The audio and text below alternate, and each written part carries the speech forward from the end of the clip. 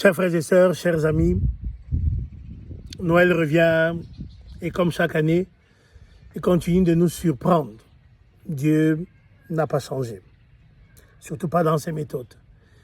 Il entre dans nos vies sans bruit, sans effet spécial, sans mise en scène particulière. Non, il choisit, comme d'habitude, des voies et des approches complètement déconcertantes.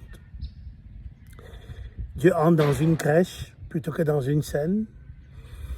Il entre dans le silence plutôt que dans le vacarme. Il entre dans la fragilité plutôt que dans la performance. Manifestement, il n'a toujours pas adopté nos manuels modernes de réussite et d'efficacité. Je viens par cette petite vidéo te souhaiter un Noël, un peu dérangeant. Un peu. Un Noël qui ne se contente pas simplement de te permettre d'embellir le chez-toi, mais un Noël qui mette un peu plus d'ordre dans ton cœur et dans le mien. Un Noël qui fasse de la place au Christ, là où tout est déjà plein. Nos agendas saturés, nos fatigues accumulées, nos soucis bien rangés, nos certitudes religieuses, parfois un peu trop confortables.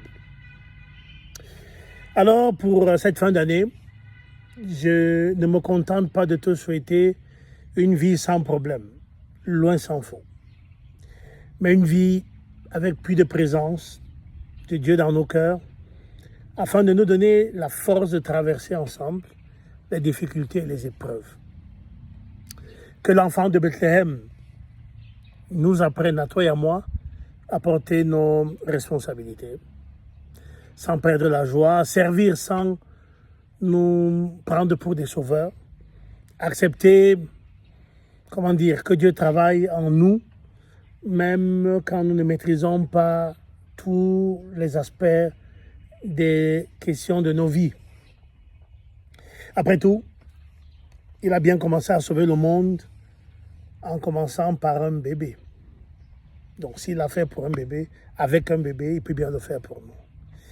Alors, je voudrais aussi te souhaiter un peu plus d'humour. D'humour sur toi-même, sur nous-mêmes.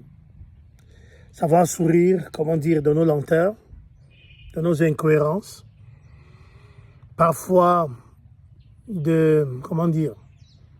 ce que nous ne maîtrisons pas, avec l'impression que quelque chose se passe et que ça nous échappe. Alors, une année pour aller à l'essentiel. Une année pour lâcher